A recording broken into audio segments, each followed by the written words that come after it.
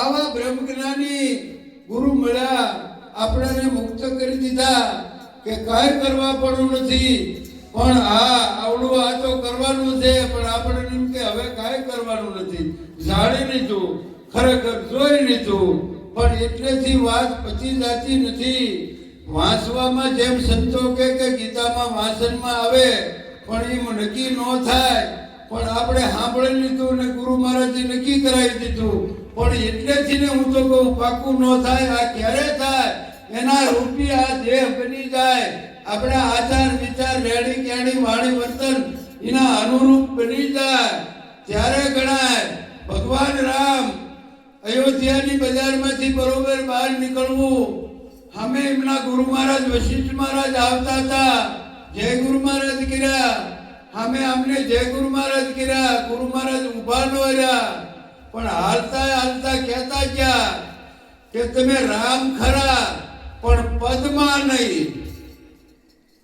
તો ભગવાને વિચાર કર્યો કે ગુરુ મહારાજ કોઈથી ખોટું બોલે નહીં, કાંઈક ફેર આપણામાં છે, ક્યાં ફેર જાય છે.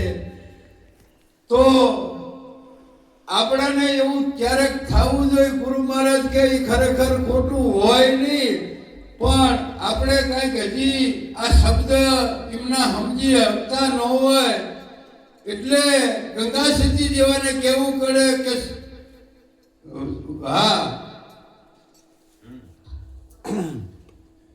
સદગુરુ શબ્દના થાવ અધિકારી, એના શબ્દના અધિકારી થાવ. આ અધિકારી તો ગુરુ મહારાજે બનાવ્યા છે, બરોબર છે, પણ આ હરેક શબ્દના અધિકારી છે. મહાત્મા કહેતા શબ્દ માથે થઈ ન જાય, એમ હરેકને આ શબ્દના અધિકારી બનવાનું છે.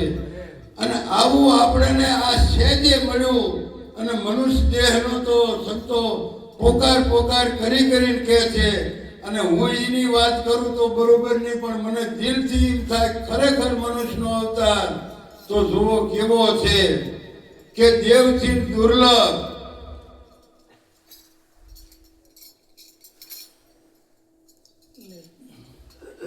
આ અવતાર મળ્યા પછી બધાએ ગણાયું એટલા જો સાર જ કામ કરતા હોય તો ઈમાન આપણા ઘેરે કાંઈ નથી, પ્રાણીમાં આપણામાં.